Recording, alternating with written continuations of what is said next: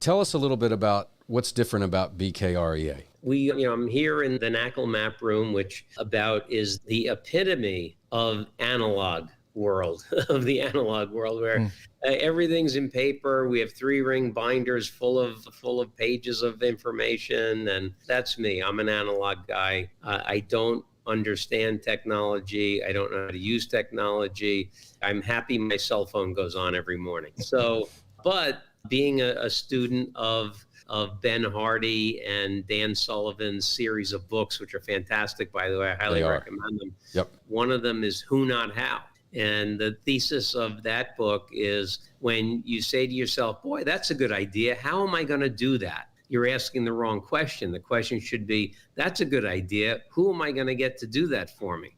So I went out and met Seth Samowitz, who is an AI whiz. I realized that AI is going to change the world. And I will tell you that, 40 years ago when I sat at my desk, I had no computer on my desk, no fax machine, no cell phone, and you see how different the world is today. Well, I think the extent to which the world is going to change over the next 5 years is going to blow the past 40 away, and being on top of AI and utilizing technology is going to be the driver of that. So I said, hey, I better get out in front of this or I'm going to get run over by some young kid who's going to be using this stuff. And so I went out, met Seth, really liked him a lot, hired him. He's my COO.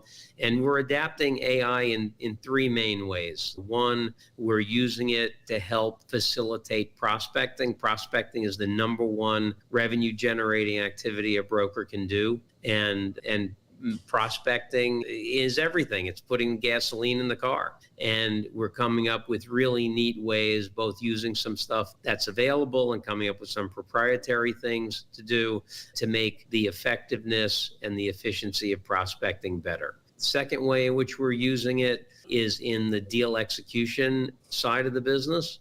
And that is, if you think about deal execution in what we do, it's really a funneling process. You have 10,000 people on the list. You want to get it down to the 400 that are interested. You want to get it down to 110 that are really digging in. And then you want to get it down to the 20 or 30 that are making offers. And what AI can do is help with this funneling process, because ideally, if a broker's really doing their job effectively and you have, let's say you have a target list of 2,000 people that you want to offer a building to, I want either 2,000 offers or 2,000 reasons why people are not going to make an offer, or a combination of those. Mm-hmm. And so AI is helping us get to that point. And I think to the extent, if we went to 2,000 people and got 100 bids and 1,900 reasons why people said, I'm not going to bid, that to me is the ideal execution that you could possibly give a client. So on the execution front, it's really helping.